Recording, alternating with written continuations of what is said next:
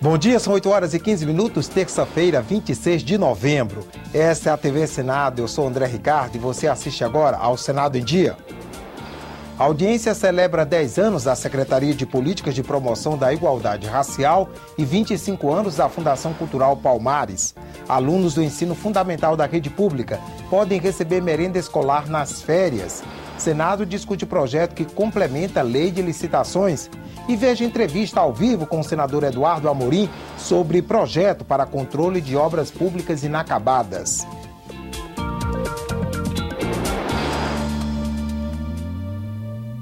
Uma audiência pública da Comissão de Direitos Humanos celebrou ontem os 10 anos da Secretaria de Políticas de Promoção da Igualdade Racial e os 25 anos da Fundação Cultural Palmares. Criada em 1988, a Fundação Palmares promove a valorização das manifestações culturais afro-brasileiras. Vinculada ao Ministério da Cultura, já emitiu mais de 2.000 certificados de reconhecimento de comunidades quilombolas, o que garante o acesso dessas populações aos programas sociais do governo federal.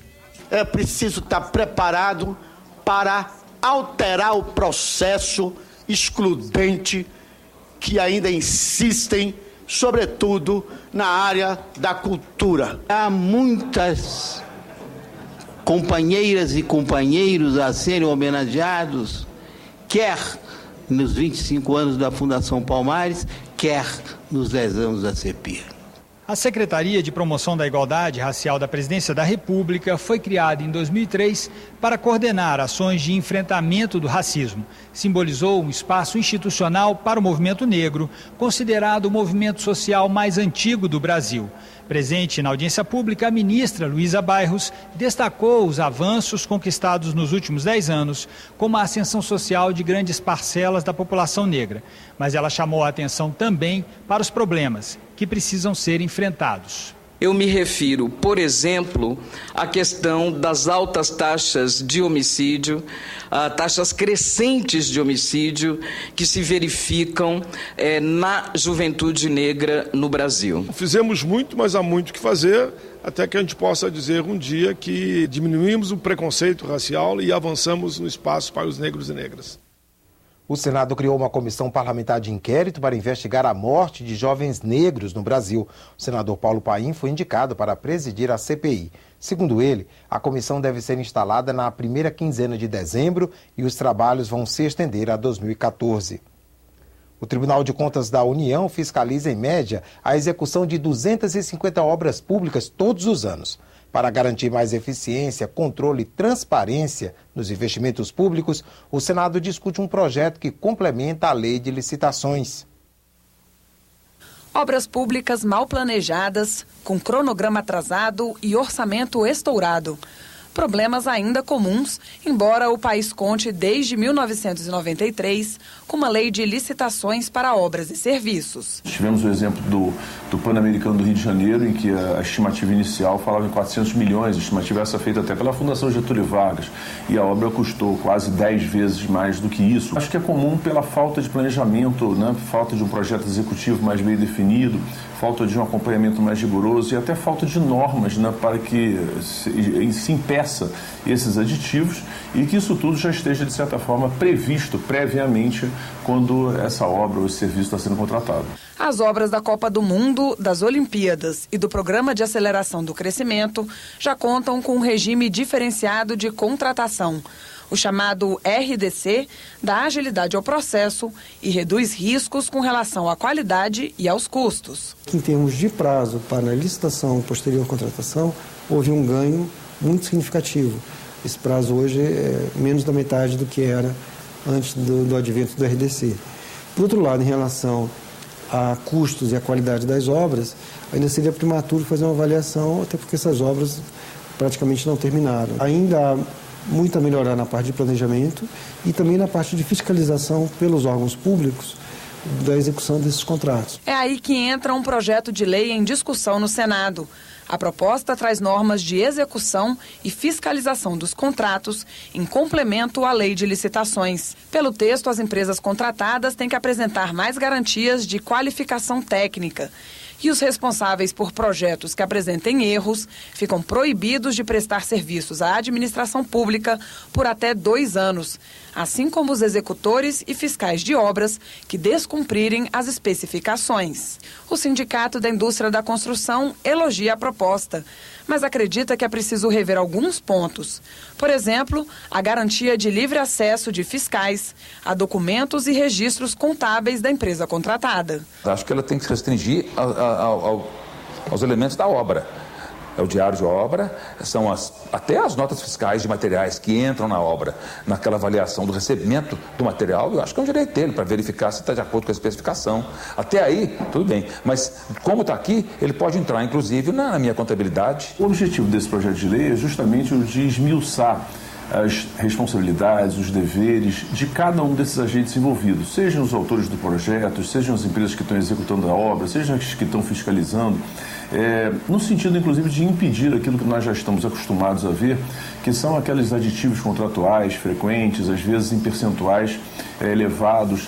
Penso que este seja um projeto importante para que nós tenhamos uma lei de responsabilidade de obras públicas.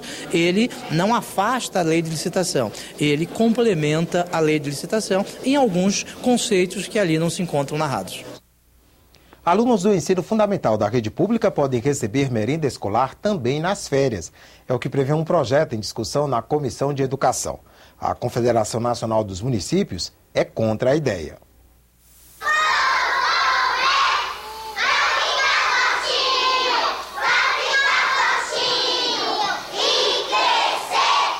Hora da merenda nesta escola pública na periferia de Brasília. A escola atende 320 crianças de 4 a 5 anos de idade. Gostosa essa comida? Tá. O que você está comendo hoje? Carne, batata e arroz. Arroz, feijão, batata. Como leite e como biscoito. E na hora do almoço? Eu como comida. O Programa Nacional de Alimentação Escolar atende quase 50 milhões de crianças, da creche ao ensino médio, nas escolas da rede pública. Um reforço importante para o aprendizado. A merenda na escola, ela é, sem dúvida, um fator de permanência do aluno na escola. Então, por causa da merenda, muitos alunos continuam frequentando a escola e não faltam essa escola. Isso acaba gerando um melhor desempenho. E tem estudos, não especificamente com a merenda, mas que mostram que a criança precisa estar bem alimentada para ter concentração, para conseguir prestar atenção no que o professor está falando, porque uma criança com fome, ela vai ser uma criança distraída, e uma criança com deficiências nutricionais vai ser uma criança que vai ter um rendimento escolar mais baixo. Hoje a merenda só é distribuída durante o período letivo, quando as crianças estão em aulas. O projeto em discussão no Senado quer garantir que durante as férias elas também possam receber a merenda. A intenção é evitar a descontinuidade da dieta para estudantes que dependem da alimentação oferecida pelas escolas. Para muitos alunos essa é a única refeição que eles têm. Muitas vezes no final de semana eu fico pensando o que eles vão comer durante esse final de semana. Às vezes a mãe não tem nem o leite, não tem o pão, não tem nada para dar para eles. Eu acho ideal a escola poder abrir as portas e receber a comunidade, receber as crianças para estar oferecendo um alimento a mais, uma refeição a mais, um nutriente a mais para o crescimento dela, para o desenvolvimento.